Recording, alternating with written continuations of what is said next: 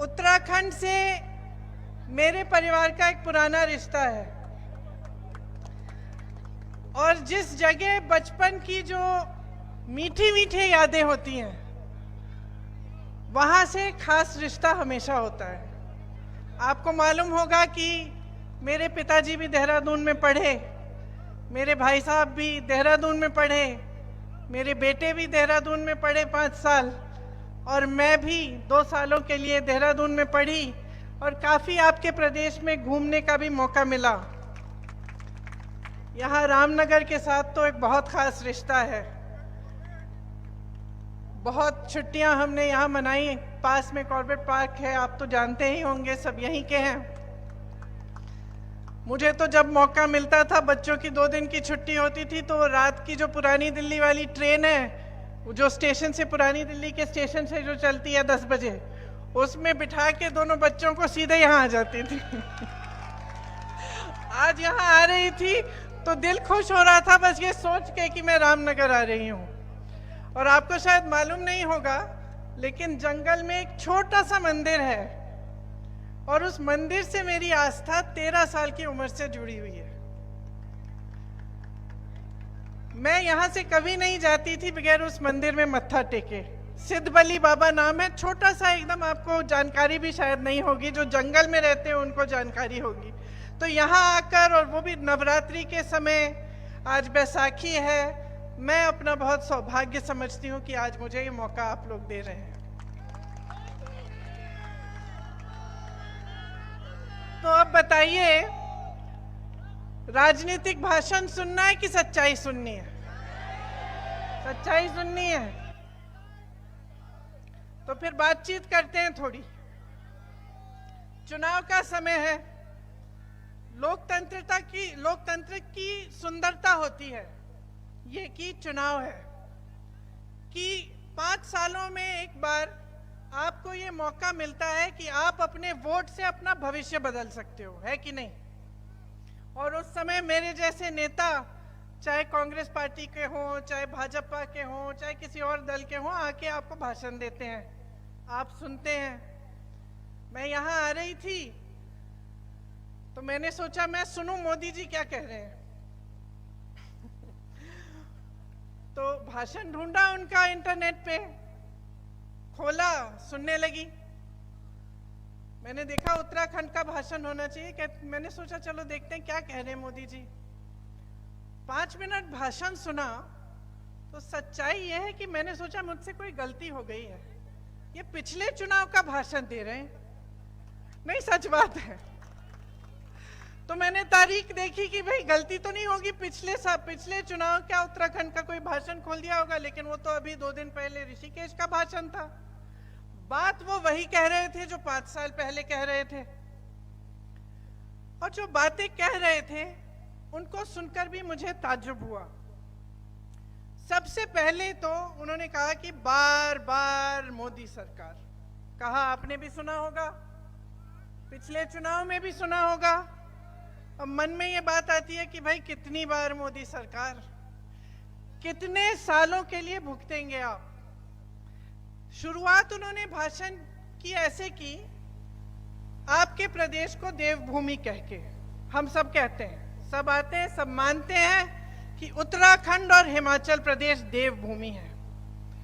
और भाषण के समय उन्होंने इस तरह से उसको कहा कि जैसे, क्योंकि वो इसको देवभूमि मानते हैं, इसीलिए उनके दिल में यहाँ के लिए खास जगह है। मन में मेरी ये बात आई, पिछले साल हिमाचल प्रदेश का चुनाव था, जहां जहां मोदी जी गए उन्होंने कहा कि ये देवभूमि है, हिमाचल प्रदेश को कहा। चुनाव कांग्रेस जीती। कुछ महीनों बाद आपदा आई, भयानक आपदा आई, लोगों के घर बर्बाद हो गए। एक परिवार था, 7 परिवार के सदस्य बह गए, मंदिर टूटे, पहाड़ गिर गए। उस समय जब सबसे ज्यादा जरूरत थी उस देवभूमि को, जब जनता तरस रही थी कि राहत मिले, कांग्रेस का एक एक नेता, कांग्रेस का एक एक मंत्री राहत के कार्य में जुटा हुआ था। मुख्यमंत्री खुद दौरा कर रहे थे, 24 घंटे घूम रहे थे, जाकर लोगों को राहत पहुंचा रहे थे। भाजपा का एक नेता नहीं दिखा, मोदी जी नहीं दिखे। दिखना छोड़िए, उसी भूमि को जिसे वो कह रहे थे अपने भाषण में देवभूमि कह रहे थे, जिसे वो कह रहे थे कि वो पूजते हैं, उसी भूमि के लिए उन्होंने एक पैसा राहत नहीं दिया, आज तक नहीं दिया है। जितनी राहत थी वहां हिमाचल प्रदेश की सरकार ने खुद दी, क्योंकि केंद्र सरकार देना नहीं चाह रही थी, क्योंकि देवभूमि उनके लिए सिर्फ उसी समय थी जब चुनाव का भाषण देने का समय था। जब आपदा आई, जब मुश्किलें हुई, जब लोग संकट में थे, तो देवभूमि नहीं रही। और मुझे उनका यहाँ का उत्तराखंड का भाषण सुनते हुए मेरे मन में ये बात आई कि एक उनके लिए कर्मकांड हो गया है, आदत बन गई है। मंच पे आते हैं, ऐसे ऐसे शब्द बोलते हैं, देवभूमि, धर्म, लेकिन सच्चाई बहुत दूर है इससे। और सच्चाई ये है कि हिंदू धर्म में आस्था का प्रमाण क्या होता है, बताइए, कौन बताएगा? सच्ची आस्था क्या कहलाती है? आस्था का प्रमाण, सबसे बड़ा प्रमाण हिंदू धर्म में त्याग होता है कि नहीं? सच्ची श्रद्धा तभी होती है जब कुछ इंसान कुछ त्यागता है उसके लिए। और मुझे लगता है कि जब कोई त्यागता नहीं है तो उसके मन में सच्ची श्रद्धा जाग नहीं सकती। मैंने त्याग देखा है। आप यहां इस प्रदेश से सरहद पे जवानों को भेजते हैं, अपने बच्चों को भेजते हैं शहीद बनने के लिए। शहादत आप समझते हैं। मैं 19 साल की उम्र में अपने पिता की टूटी हुई लाश अपनी मां के सामने मैंने रखी। मैं शहादत को समझती हूं और मैं त्याग को समझती हूं। कितनी भी गालियां दें ये मेरे परिवार को, उस पिता के लाश की अगर ये अपमान करें, उस शहीद पिता का अपमान करें, हम चुप रहते हैं, क्योंकि हमारी आस्था नहीं टूटती इस देश में, हमारी श्रद्धा नहीं टूटती, इनके कहने से नहीं टूटती, क्योंकि हमने त्याग दिया है, हमने शहादत देखी है। चाहे कितनी भी गालियां दें, चाहे कितना भी करें, ये हमारे संघर्ष को समझ नहीं सकते। और ये हमारी श्रद्धा, हमारे देश के प्रति प्रेम को कभी नहीं समझ सकते।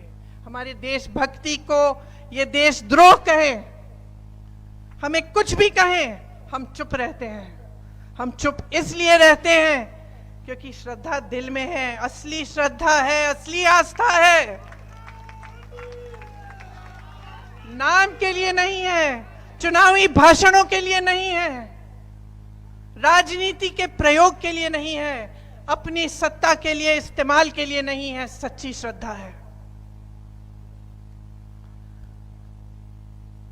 इन्होंने अपने भाषण में ओआरओपी की बात की, सैनिकों की बात की, आपको बधाई दी कि आपके प्रदेश ने इतने सारे सैनिक सरहद पे भेजे।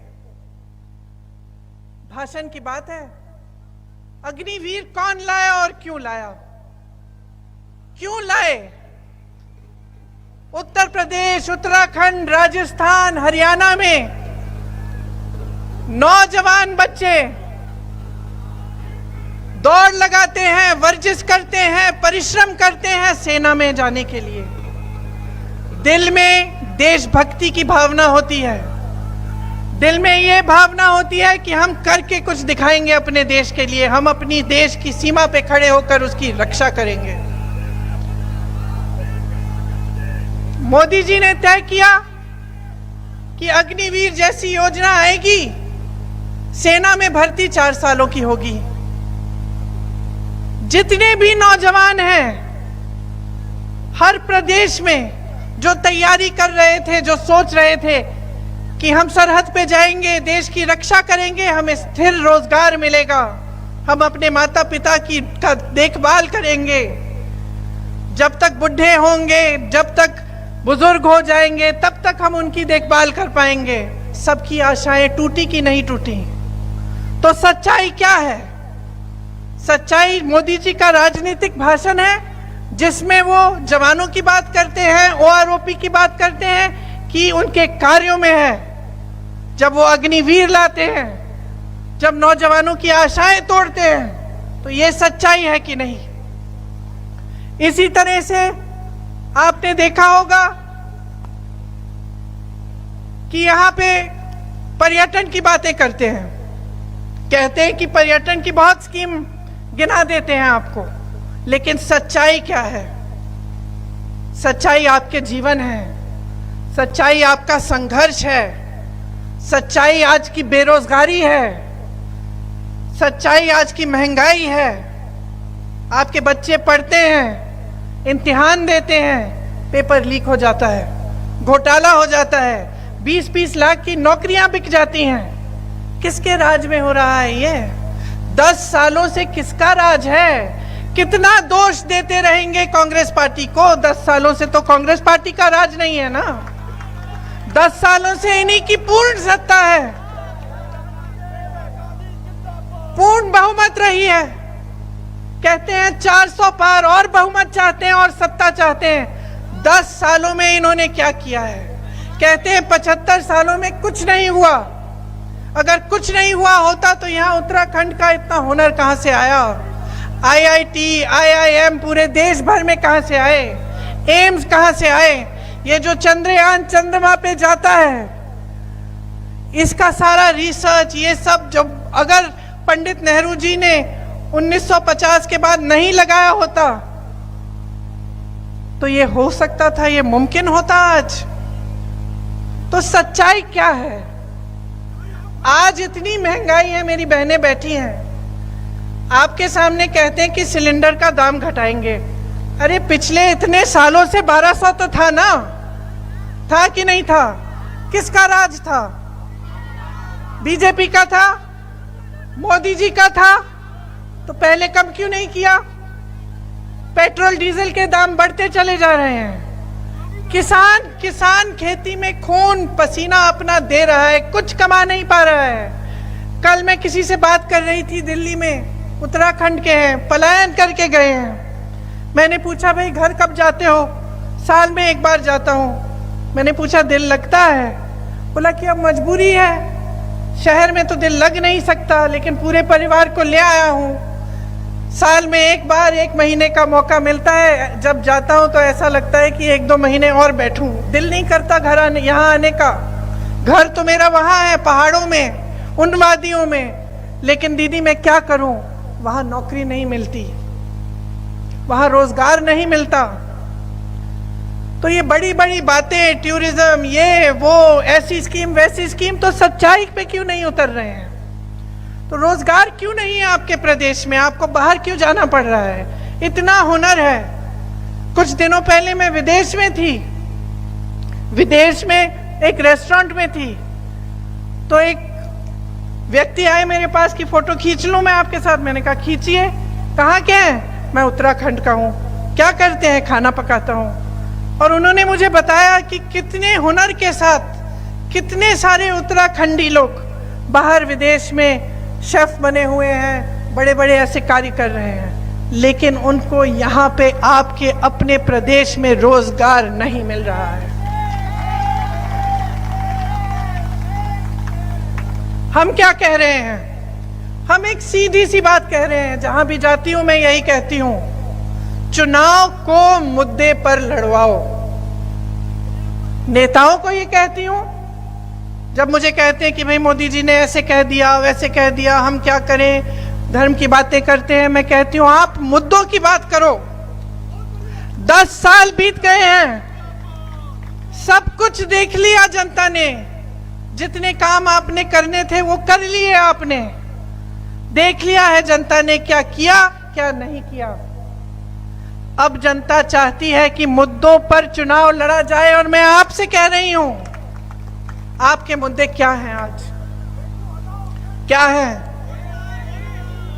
रोजगार, यही पेपर लीक, यही 20-20 लाख के जो रोजगार बिक रहे हैं, ये जो नौजवान बच्चे सारे बेरोजगार बैठे हैं, क्योंकि सरकार की कोई स्कीम नहीं है। इनकी स्कीम है कि जो भी है बड़े बड़े उद्योगपतियों को पकड़ा दो।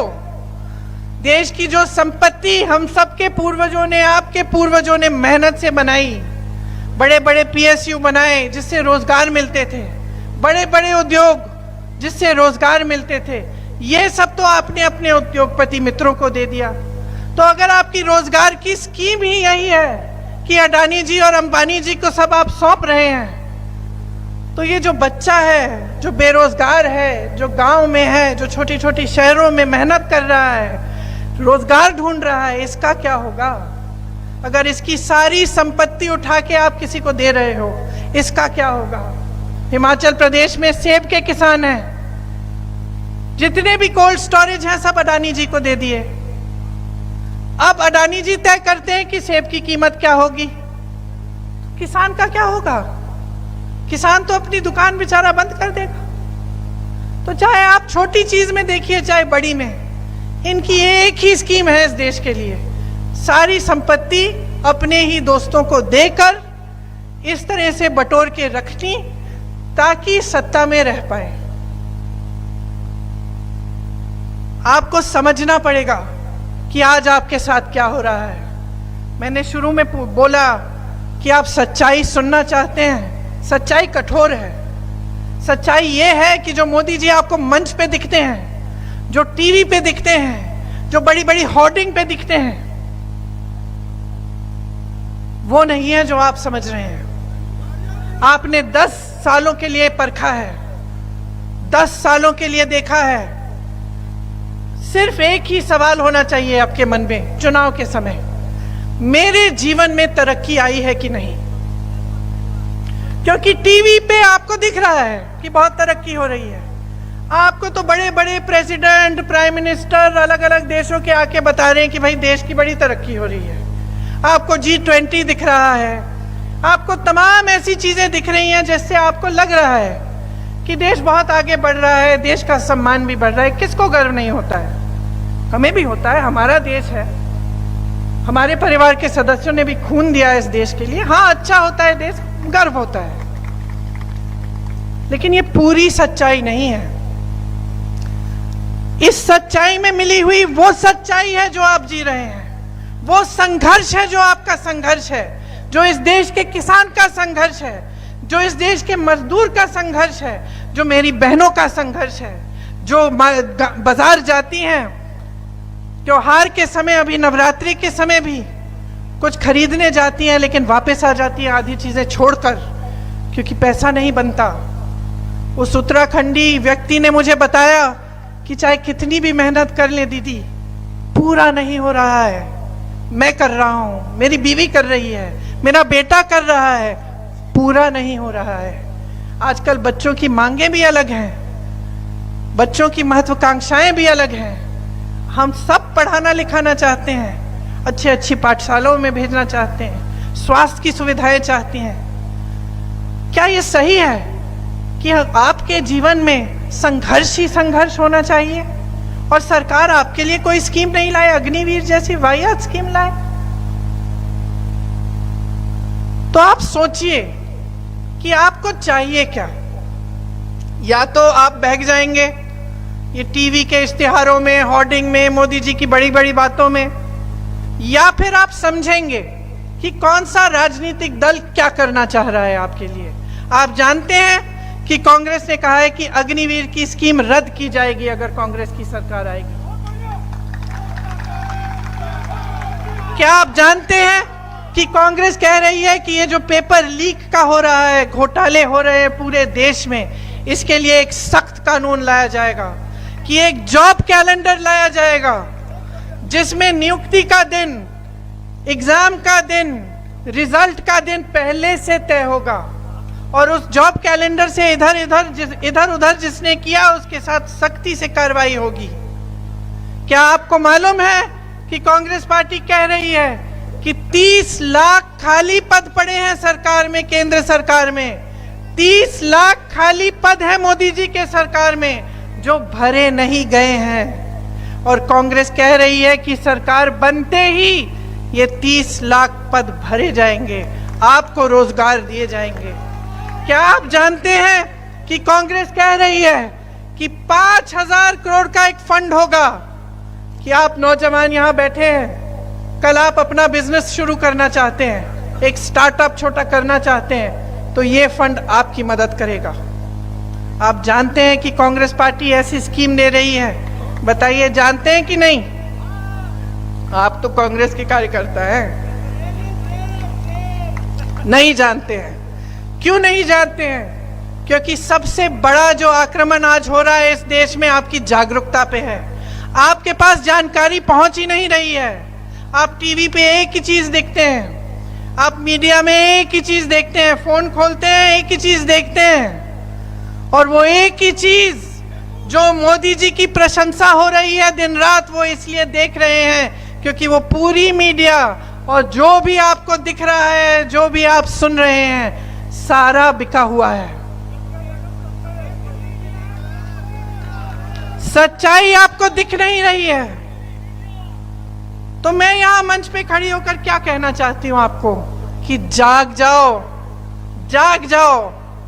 आपके भविष्य का सवाल है। हम तो घर चले जाएंगे, भगवान की कृपा से भविष्य तो ठीक ठाक होगा हमारा।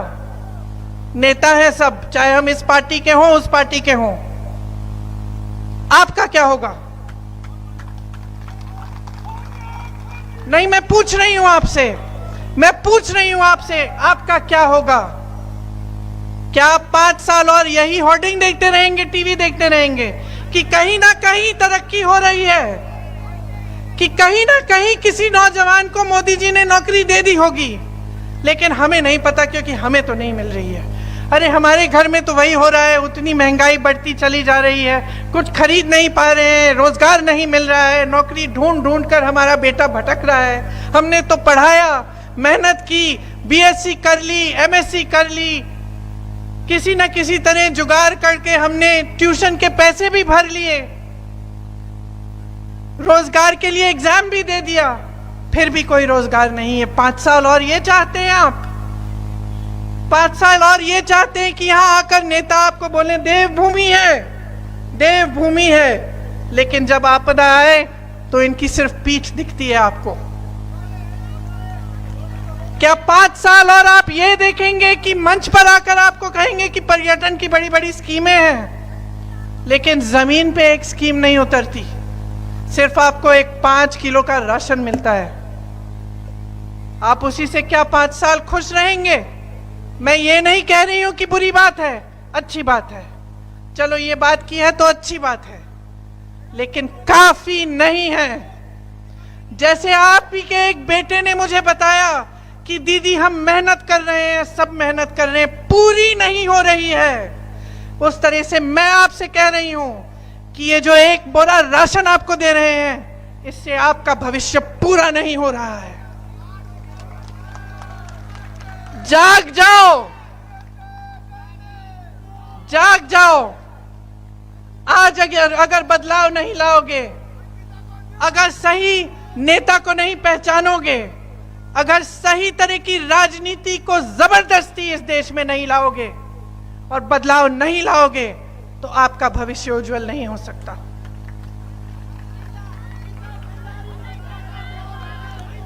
आपने सही कहा, आपने सही कहा।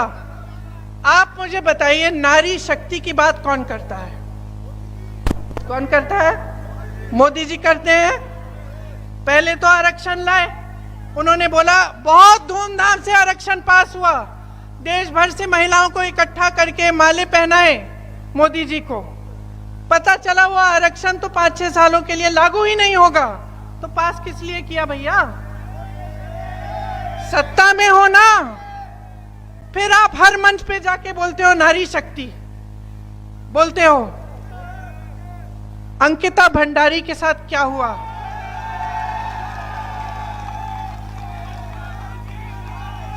जिन्होंने उसका शोषण किया, जिन्होंने उनकी हत्या की, उनको संरक्षण कौन दे रहा है? मोदी जी बताएं। मोदी जी जब उत्तराखंड में आएंगे, जब मंच पे खड़े होंगे, तो पब्लिक मोदी जी से पूछे कौन संरक्षण दे रहा है। मोदी जी से पूछे कि जब हाथरस में वो कांड हुआ था, जब उस महिला को जलाया गया था बीच रात में, तो जिसने जलाया उनको संरक्षण किसने दिया? मैं गई थी, मैंने उस महिला के परिवार से बात की, उन्होंने मुझे बताया किसने संरक्षण दिया। आप मोदी जी से पूछिए किसने संरक्षण दिया। उन्नाव में जो हुआ, उन्नाव में एक लड़की को उसके साथ अत्याचार करने के बाद उसको जलाया गया, वो 1 किलोमीटर चली, जलते जलते चली। उसके परिवार से मैं मिली, परिवार ने न्याय मांगा। मैं पूछती हूं कि उसके हत्यारों का संरक्षण किसने किया? मोदी जी से पूछिए। मोदी जी से पूछिए कि जब एक फौजी की बीवी के साथ अत्याचार हुआ मणिपुर में, जब उसका वस्त्रहरण हुआ और उसको ऐसे चलाया गया पूरे गांव के सामने, तो उन लोगों का संरक्षण उनको किसने दिया? किसने दिया? मोदी जी से पूछिए। मोदी जी से पूछिए कि जब ओलंपिक का मेडल जीत के आई, जो रेसलर्स थी महिलाएं जीत के आई, तब तो आपने चाय पिलाई उन्हें, घर बुलाया उनको, और जब सड़क पे बैठी कि हमारे साथ अत्याचार हो रहा है, मोदी जी सुन लीजिए, मोदी जी 5 मिनट के लिए हमसे बात कर लीजिए, तो मोदी जी कहां थे? कहां थे मोदी जी? जब उत्तराखंड आएंगे मोदी जी, उनसे पूछिए कि ये जो आप नारी शक्ति की बात करते हैं, इसका मतलब क्या है? मोदी जी, मतलब क्या है? आप कोई भी ऐसी बात करते हैं जिसमें गहराई है, जिसमें असली श्रद्धा है नारी के लिए, नौजवान के लिए, सैनिक के लिए, किसान के लिए। किसान निधि की बात करते हैं, किसान निधि की बात करते हैं, कहते हैं बहुत खुश होना चाहिए किसानों को क्योंकि हमने किसान निधि दी है। बहुत अच्छा। जब आपदा आती है तो किसान के पास कोई आता है मुआवजा देने के लिए? मुआवजा मिलता है? जब किसान आंदोलन कर रहा था, मोदी जी कहां थे? मैं बताती हूं कहां थे। किसान आंदोलन कर रहा था दिल्ली के बॉर्डर पे, ठंड में 600 किसान शहीद हुए, बैठे थे ठंड में, पानी काटा गया उनका, कभी कभी बिजली काट देते थे, महीनों के लिए बैठे रहे। मोदी जी कहां थे? दुनिया में भ्रमण कर रहे थे, और जब दिल्ली में थे तो उनका घर मात्र 6-7 किलोमीटर दूर था। एक बार किसानों को बुलाया नहीं, एक बार किसानों के पास नहीं गए, एक बार किसानों की सुनवाई नहीं हुई। चुनाव आने लगा, उत्तर प्रदेश का चुनाव था उस समय, मैं प्रचार कर रही थी उधर। चुनाव का समय आने वाला था, 2 महीने बचे थे, अब चुनाव आ रहा है, अब सत्ता की बात है, अब राजनीति की बात है, अब सत्ता बचानी है। किसान के जो काले कानून थे वापस ले लिए, लेकिन जब तक चुनाव नहीं आया तब तक किसान सड़क पे बैठा रहा और मोदी जी उनकी सुनवाई नहीं किए। अब कांग्रेस पार्टी क्या कह रही है कि हम एमएसपी को कानून बनाएंगे, कि हम उत्तराखंड में जिस तरह से हिमाचल में जो बंजर वादियां हैं उनका कल्टीवेशन करवाएंगे, क्लस्टर में करवाएंगे, ताकि यहाँ पे भी मशरूम, हल्दी, इस तरह की चीज उग सकती हैं और उनका अच्छी तरह से निर्यात, आयात निर्यात हो सकता है। हम कह रहे हैं कि किसानों के लिए जो मोदी जी ने किया उसको आप समझिए। ये जो जीएसटी लगाई है, इससे सबसे ज्यादा नुकसान किसको होता है? छोटा दुकानदार जो होता है, जो अपना कारोबार करता है, और किसान। क्योंकि किसान जिस चीज को इस्तेमाल करता है खेती करने के लिए, उस हर चीज पे जीएसटी लगी हुई है, तो महंगाई उसके लिए तो आसमान छू रही है। कमाई कम होती जा रही है, कमाई खेती से कम होती जा रही है, खेती से रोजगार भी कम होते जा रहे हैं। तो कांग्रेस पार्टी कह रही है कि किसानों के लिए जो भी आप इस्तेमाल करते हैं खेती में, वो अब जीएसटी से मुक्त हो जाएंगी चीजें, वो सारा सामान जीएसटी से मुक्त हो जाएगा। हम छोटे छोटे कारोबारों को मजबूत बनाना चाहते हैं, हम छोटे कारोबारों को मजबूत बनाना चाहते हैं कि ताकि इनसे रोजगार बने। आप जानते हैं कि अडानी जी क्या करते हैं? कोई बता सकता है कि अडानी जी के जो इतने सारे बिजनेस हैं इस देश में कितने रोजगार देते होंगे? हाँ, चलो 23,000। अब मुझे मालूम नहीं कि ये सच या सही आंकड़ा है कि नहीं, लेकिन क्या आपको लगता है कि एक उद्योगपति जो पूरे देश के बंदरगाह उसके पास हो गए हैं, दिए गए हैं उसको, सारे हवाई अड्डे उसके पास है, बड़े बड़े कारखाने उसके पास हैं, सारी कोल्ड स्टोरेज उसके पास है, ये सारी जितना भी इंफ्रास्ट्रक्चर है तमाम उसके पास है, और मात्र इतने सारे रोजगार? बस एक जमाने में टाटा बिरला आपने सुना है, आपको मालूम था कि क्या बनता है? टाटा ट्रक बना रहा है, कुछ और बन रहा है, ये आप जानते थे कि भाई ये काम है इनका, ये बनाते हैं और ये बनाने में हमें रोजगार मिलता है। आप आज इन बड़े बड़े उद्योगपतियों के बारे में ये नहीं कह सकते। मैं सबकी बात नहीं कह रही हूं, मैं 2-3 उद्योगपतियों की बात कर रही हूं जो इनके खास हैं, जिनको इन्होंने पूरी संपत्ति सौंप रखी है। तो हम चाहते हैं कि जो रोजगार पैदा करने वाले उद्योगपति हैं, जो तमाम भरे हुए हैं इस देश में, चाहे बड़े हों, छोटे हों, मीडियम साइज के हों, उनको बढ़ावा दिया जाए ताकि रोजगार बने, जो खाली पद हैं उन्हें भरा जाए, महंगाई को घटाया जाए। सिलेंडर जहां जहां कांग्रेस के प्रदेश है, कांग्रेस की सरकारें हैं, वहां पूछिए गैस सिलेंडर का क्या दाम है। राजस्थान में देखिए 25 लाख का बीमा था, स्वास्थ्य बीमा। 25 लाख रुपए तक आपको जितना भी इलाज कराना था आप मुफ्त में करा सकते थे। जैसे ही इनकी सरकार आई, स्कीम बदल दी, 25 लाख से 5 लाख कर दिया। हम चाहते पूरे देश में इस तरह की स्कीम आए। कांग्रेस पार्टी कह रही है हम लाएंगे, और हम कह रहे हैं कि स्वास्थ्य की सुविधाएं हम एक एक जिले में, एक एक गांव में लाना चाहते हैं। हमने ये काम कई जगह करके दिखाया है। ऐसे करो, मेरा भाषण आप दे दो।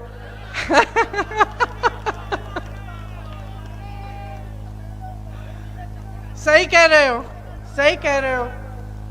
अब मोदी जी कहते हैं कि सब भ्रष्ट हैं, सिर्फ वही पाक हैं, कहते हैं कि नहीं? और अपने मुंह मियां मिट्ठू खुद की तारीफ खुद करते हैं कि भाई मैं ही एक ईमानदार हूं इस पूरे देश में, बाकी सब चोर हैं। 2 मुख्यमंत्रियों को जेल में डाल दिया, हाँ? बाकी जितने मुख्यमंत्री उनके नहीं है उन पे केस डाल दिए। मेरे भाई का घर ले लिया, ये पता नहीं क्या क्या कर दिया, कैसे कैसे केस, कहीं सूरत में केस है तो कहीं बिहार में केस है तो कहीं और केस, ताकि वो दौड़ते रहे एक जगह से दूसरी कचहरी में। ठीक है, सारी एजेंसियों का इस्तेमाल कर लिया, सारी एजेंसियों का इस्तेमाल कर लिया कि भाई इस पे दबाव डालो, इसको भाजपा में ले आओ, उस पे दबाव डालो, उसकी सरकार तोड़ दो। हिमाचल में पैसे दे दिए विधायकों की, तुम इधर से उधर हो जाओ, हमारी पार्टी में आ जाओ। और ये काम सरकारों को तोड़ने का, लोगों को भ्रष्ट कहने का, एजेंसियां भेजने का, ये काम करते जा रहे हैं दिन भर। बहुत व्यस्त हैं इस काम में, इतने व्यस्त हैं कि आपके रोजगार के बारे में भूल गए हैं, कि महंगाई के बारे में भूल गए हैं। और फिर सच्चाई सुनिए, सच्चाई सुनिए कि सुप्रीम कोर्ट का ऑर्डर आया कि ये जो चंदा ले रहे हैं इसका खुलासा करिए। खुलासा किया, क्या पता चला? जो पुल बनाया था गुजरात में जो गिर गया, उसका चंदा खा गए। जो वैक्सीन लगी थी आपको कोविड में, उसका, जोर से बोलो, अब ऐसे अनगिनत चीजें हैं उसमें। किसी को ये ठेका दिया, चंदा लिया, किसी को पे एजेंसी डाल दी, उससे चंदा ले लिया कि भैया आप रिहा हो गए हो, तुम एजेंसी तुम्हें छोड़ देगी। तो भ्रष्ट कौन है? भ्रष्ट कौन है बताइए?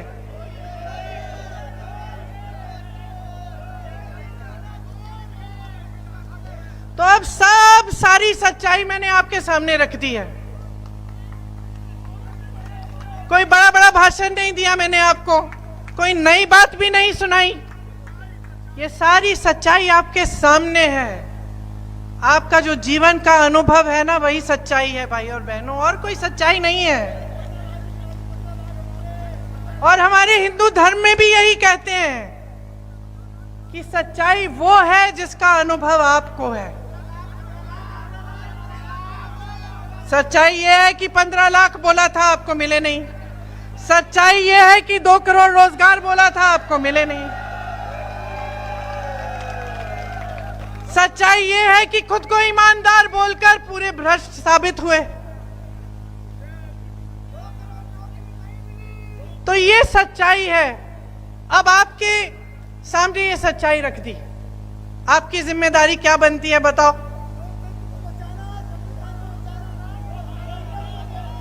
तुम तो नेता बनोगे।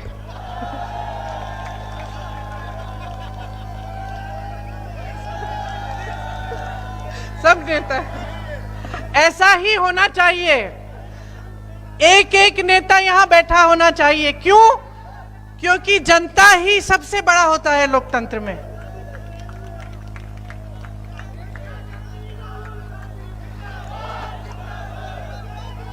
देखिए, आप पब्लिक हैं, ये लोकतंत्र है। इस लोकतंत्र के लिए बहुत मेहनत की बहुत लोगों ने, आपके पूर्वजों ने की। अब आपकी बारी है कि आप भी मेहनत करें। क्या मेहनत? आप अपनी जिम्मेदारी को समझें, जागरूक बने। जो पार्टियां कह रही हैं, जो स्कीम आपके लिए लाना चाहती हैं, देखिए कि भाई ये सच्चाई है कि नहीं। अच्छा, ये ऐसा कह रहे हैं, ओपीएस की बात हुई, क्या कांग्रेस के प्रदेशों में आज ओपीएस लागू है कि नहीं? पता करिए ना, क्योंकि लागू है। जो कांग्रेस ने गारंटी दी, क्या वो लागू है कि नहीं? क्या कर्नाटका में जो महिलाओं को कहा था कि 1500 रुपए आपको मिलेंगे, वो मिल रहे हैं कि नहीं? या शायद कर्नाटका में और थे, 2000 थे। आज हम कह रहे हैं कि हर गरीब महिला को 1 लाख रुपए सालाना मिलेंगे। केंद्र देगी, केंद्र की सरकार देगी। आज हम कह रहे हैं कि अगर एक नवयुवक के पास रोजगार नहीं है, उसको सरकार पैसे देगी जब तक उसको रोजगार नहीं मिलता है। अप्रेंटिसशिप की स्कीम है। तो ये सब बातें आप समझिए, इनको जानिए, क्योंकि इन्हीं से आपका भविष्य जुड़ा है। जो आप देख रहे हैं वो सच्चाई नहीं है। तो अपने अनुभव पर उतरिए, अपनी असलियत को समझिए। और जो नेता आपके सामने हैं, जो धर्म की बातें करते हैं लेकिन धर्म का इस्तेमाल करते हैं वोट लेने के लिए, उनको समझिए। परख लिया आपने, देख लिया है, बहुत हो गया है। अब ये बार बार मोदी सरकार नहीं चलेगी। इस बार जनता की सरकार बननी चाहिए।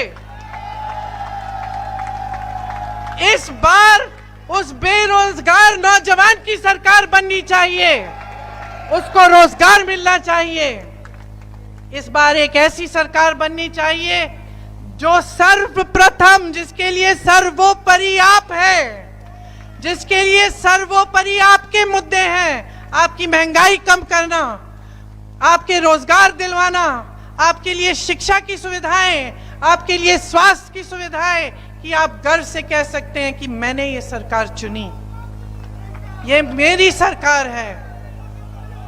अब बहुत लंबा हो गया मेरा भाषण, आपने खूब उसमें अपने मुद्दे डाले, तो मैं आज्ञा चाहती हूं, जब आप वोट डालने जाएंगे और किसी का मत सोचिए, और किसी का मत सोचिए, ना मोदी जी का ना किसी और का, अपना सोचिए, अपनी सोचिए, अपने भविष्य के बारे में सोचिए, अपने बच्चों के बारे में सोचिए। और अपने भविष्य को बनाने के लिए एक ही सरकार आ सकती है, कांग्रेस की सरकार। आप सब ने बहुत ध्यान से मेरी बातें सुनी। आपको बहुत बहुत धन्यवाद। एक बार मेरे साथ कहिए, जय हिंद, जय हिंद, जय हिंद।